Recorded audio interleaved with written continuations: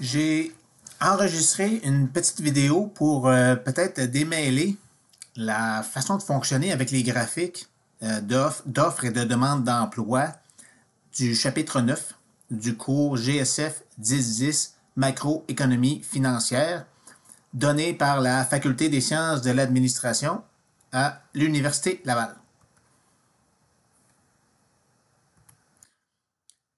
La demande de travail. Donc, la mécanique de la demande de travail par les employeurs fonctionne comme suit. Les employeurs observent le salaire horaire demandé par les travailleurs. Les employeurs déterminent ensuite combien de travailleurs ils sont prêts à embaucher à ce salaire. Si, par exemple, la fonction de demande de travail est donnée par D est égale à 1300 moins 13 W et que le salaire horaire qui prévaut est de 20 de l'heure, alors D est égal à 1300 moins 13 fois 20 est égal à 1040. C'est-à-dire, les entreprises sont disposées à embaucher 1040 travailleurs à ce salaire. Sur un graphique, ça donne ceci. Donc, si j'ai le salaire sur l'axe horizontal, l'axe des X, et que j'ai la demande d'offre et j'ai la demande et ou l'offre de travail sur l'axe vertical, l'axe des Y, la fonction de demande, c'est 1300 moins 13 fois W. Donc, lorsque W est égal à 0, la demande est égale à 1300 et la pente de cette droite ici est de moins 13. Chaque fois que le salaire augmente de 1 $, le nombre de travailleurs demandés baisse de 13. Jusqu'à ce qu'on tombe à 100. Donc, quand le salaire est égal à 100, 1300 moins 13 fois 100 est égal à 0. Donc ça, c'est notre courbe de demande de travail lorsque le salaire est sur l'axe horizontal et que la demande de travail est sur l'axe vertical. Donc, dans l'exemple qu'on vient tout juste de voir, si le salaire demandé par les travailleurs est de 20, alors la demande de travailleurs par les entreprises est de 1040. Ça va? L'offre de travail. La mécanique de l'offre de travail par les travailleurs potentiels ou les individus aptes à travailler fonctionne comme suit. Les travailleurs observent le salaire payé par les entreprises et chaque travailleur ou chaque individu décide alors de chercher ou non un emploi. Si par exemple, la fonction d'offre de travail est donnée par S est égal à moins 40 plus 8 W et que le salaire qui prévaut est de 50 $, alors S, l'offre de travail, la quantité d'individus qui seront intéressés à travailler à ce salaire est donnée par moins 40 plus 8 fois 50, ce qui donne 360. Donc 8 fois 50 égale 400, 400 moins 40 égale 360. C'est-à-dire 360 individus aptes à travailler entreprennent des démarches pour se trouver un emploi. Notez que l'ordonnée à l'origine négative ici de moins 40 permet d'avoir une offre de travail qui soit positive que lorsque le salaire dépasse un certain niveau. Dans notre exemple ici, il faut que le salaire soit au moins égal à 5 $ de l'heure pour qu'il y ait au moins un individu qui soit intéressé à travailler. Donc 8 fois 5, ça donne 40. 40 moins 40 égale 0. Donc il faut que les entreprises payent plus que 5 $ de l'heure pour que les gens travaillent. Donc, sur le graphique, ça donne ceci. Donc, le graphique où le salaire apparaît sur l'axe horizontal et la demande sur l'axe vertical. S est égal à moins 40 plus 8 W. C'est la droite verte ici. Donc, moins 40, si on prolongeait la droite frapperait l'axe horizontal à moins 40. Ici, la droite commence à apparaître seulement lorsque le salaire est égal à 5. Donc, le point qui est ici, c'est 5.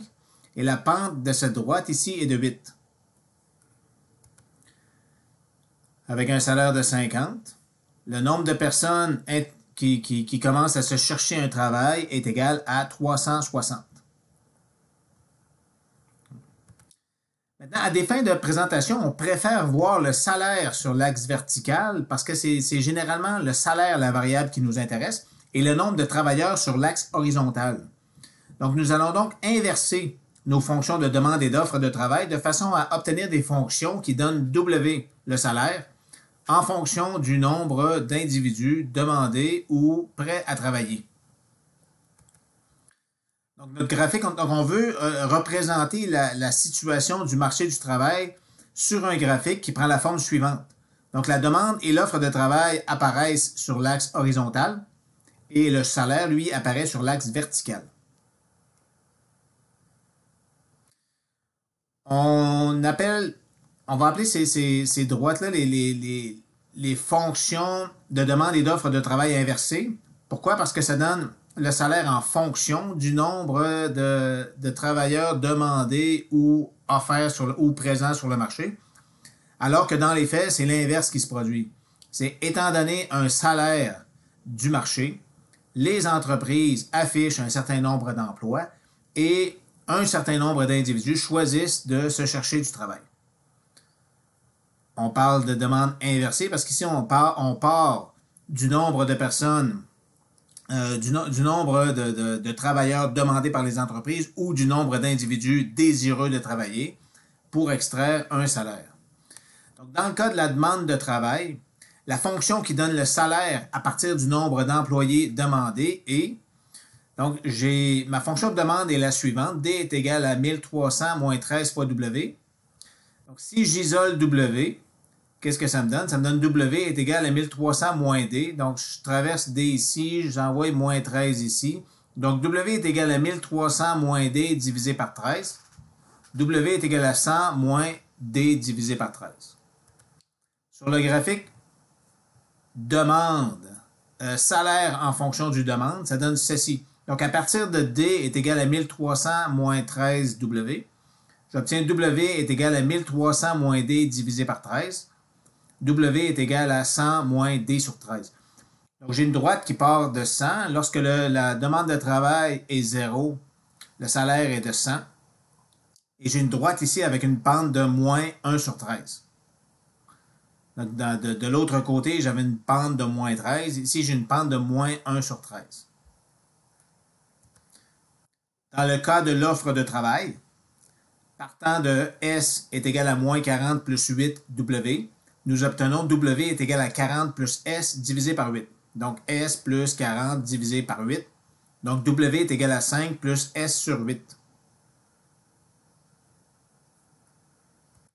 Sur le graphique, ça donne ceci. Donc, sur le graphique salaire en fonction de la demande ou de l'offre de travail, à partir de S est égal à moins 40 plus 8 W, nous obtenons W est égal à 5 plus S divisé par 8. Donc, lorsque la demande de travail est 0, le salaire est égal à 5. Et cette droite-ci présente une pente est égale à 1 sur 8. Donc, comme je disais plus tôt, il faut un salaire d'au moins 5 $ de l'heure pour qu'il y ait des individus qui se présentent sur le marché du travail. Plus le salaire est élevé et plus l'offre de travail va être élevée. À partir de l'offre de départ avait une pente égale à 8. L'offre inversée possède une pente est égale à 1 sur 8. L'offre de départ avait une ordonnée à l'origine de moins 40. Ici, l'offre inversée possède une ordonnée à l'origine égale à moins 40 divisé par 8 multiplié par moins 1. Donc ici, il y a une manipulation qui est différente de la demande. Mais ça nous donne une ordonnée à l'origine égale à 5. Si l'équilibre est concurrentiel et qu'il n'y a pas d'intervention du gouvernement, c'est-à-dire il n'y a pas de salaire minimum, il n'y a pas non plus de salaire fixe dans la tête des individus qui peut leur faire refuser un emploi qui pourrait payer moins. Alors le salaire du marché devrait être tel que l'offre et la demande sont égales. Donc si offre est égale à demande, si 1300 moins 13 W est égal à moins 40 plus 8 W, on résout pour la valeur de W, ce qui nous donne W étoile est égal à 63,81. Donc le salaire d'équilibre devrait être égal à 63,81 $.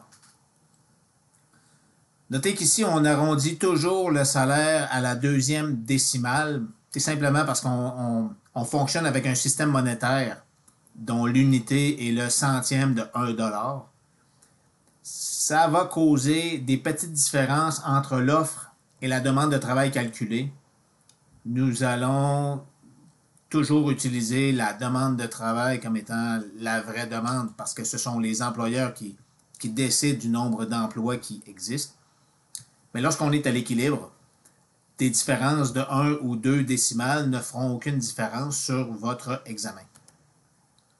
Au salaire d'équilibre, 63,81, le nombre de travailleurs demandés par les entreprises est égal à 1300 moins 13 fois W, 1300 moins 13 fois 63,81, ce qui donne 1300 moins 829,53, 470 et 47.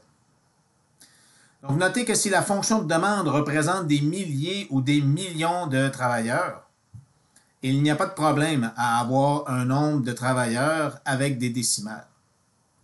Je me suis arrêté à 2 décimales, mais j'aurais pu me rendre à 3, 4 ou 5 décimales, tout dépendant de si ces valeurs-ci présentent des milliers ou des millions d'individus.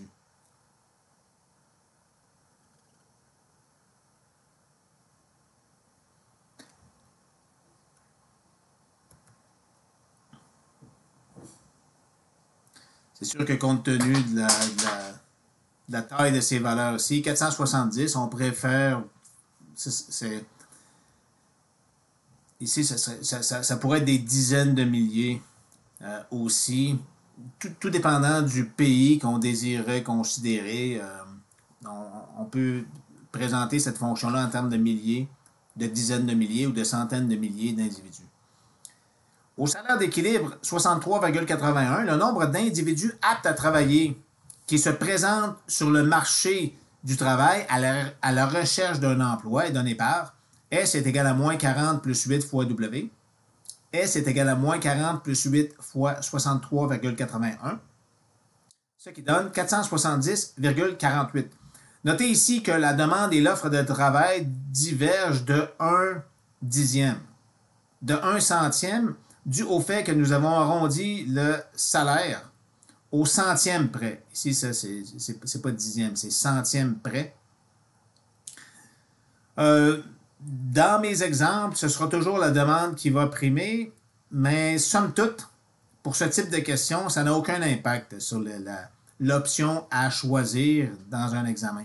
Et jamais je mettrai 470,47 comme choix A et 470,48 comme choix B.